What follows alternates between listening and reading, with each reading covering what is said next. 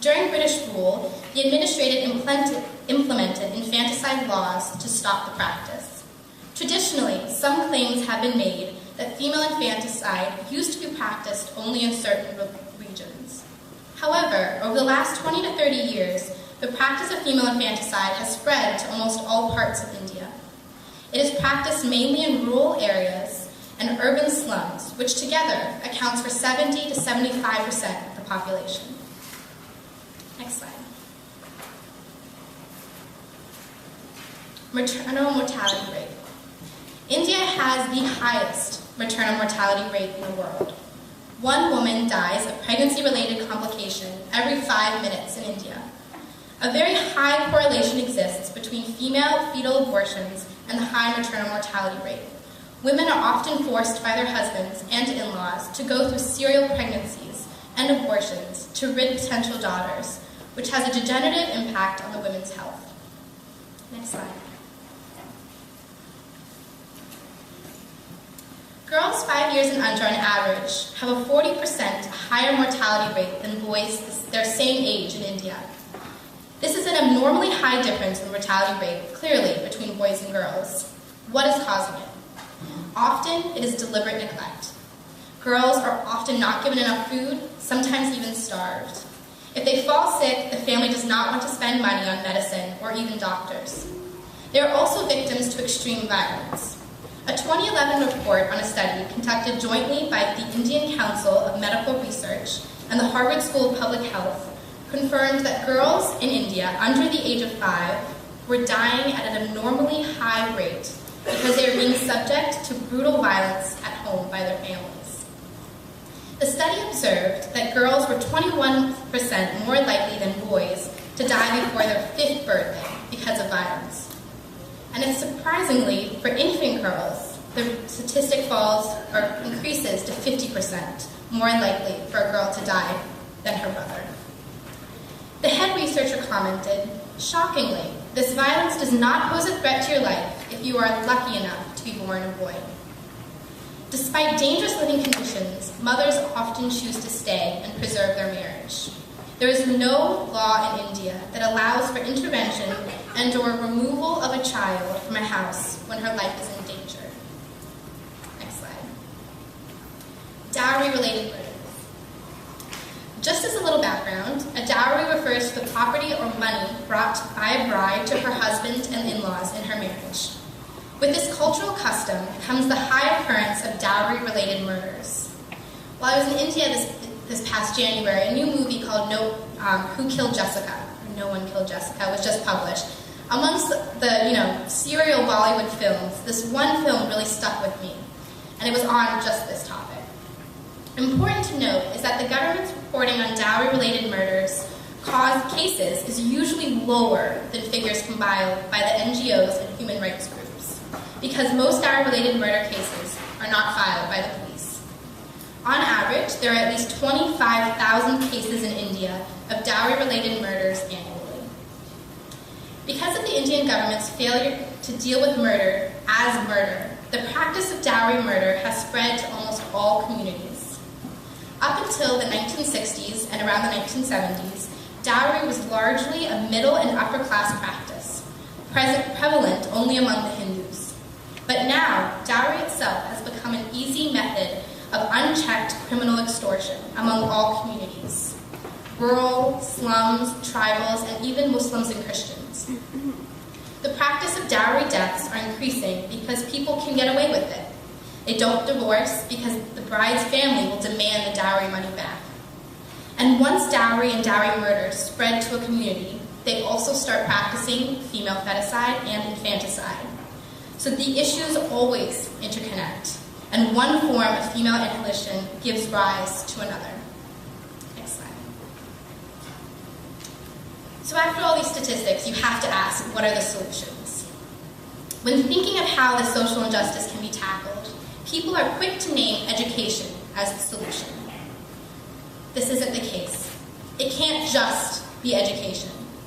The highest discrepancies in gender ratio in India are in the middle and upper educated classes. The next solution that is given is because of poverty. They're poor. They don't understand what they're doing. Once again, this can't be the only solution. If more jobs were provided to women, they would be able to be independent and tackle the odds against them. This is the argument that's often given. The 2011 census shows that not only is the gender gap much more among the urban, upper, and middle educated classes, but that also among the rural communities, the wealthiest states with the most development have the highest gender gaps. It is also seen that jobs, education, healthcare, hospitals, etc., the development factors that come along with the influx of money, come into a rural area, the gender gap begins to increase dramatically. Yet, the killing of women is seen despite the income being earned. Education and jobs are somehow not empowering women in India to make the decision to protect themselves or their daughters. Women are even using their own earnings for dowry before and after marriage. The question is why? When women have education and are earning power through their jobs, are they not using this power to protect themselves? Why are they using their money and resources to submit to a system that is torturing and killing themselves and their daughters? The answer can be in fact found that the apathy of society, government, police, and the legal system is in fact sustaining the culture of femicide in India. And women are making their choices in context of this larger culture. Next slide. What then is the solution? It's to universally recognize what is happening in India as genocide under the 1948 UN Charter on Genocide, which I've included on the slide above. As you can see from the definition listed on the slide, the mass and targeted killing of women in India is without a doubt genocide. It is in fact the largest genocide in human history. Now, the question I often got throughout this research is why was I using the word genocide? Why wasn't I calling it gendercide or femicide? And it's because the word genocide is a legal term. Declaring this is a genocide under the UN Act would legally compel the government of India and the global community to act decisively and to be officially accountable, like they would be for the systematic, targeted, and mass killing of any other human group. To recognize this as an international human rights violation means that all offices, national and international of government, law and order, become accountable, which is something the words gendercide and femicide simply don't do. Next slide. So, as Unitarian Universalists, we must stand up and speak about the social injustice that's occurring. The 50 Million Missing campaign runs on absolutely zero funds. So to show your support, the campaign is looking only for your voice. No money, no collection baskets can be sent around, just your voice. The campaign is working to collect signatures for their petition, which calls for government action to stop female genocide in India. To sign the petition, please go to www.50millionmissing.info. Also on this website is a wonderful new feature that Ms. Banerjee has created where you can leave your questions in an open forum, and she promises to get back to you within a week with her personal response.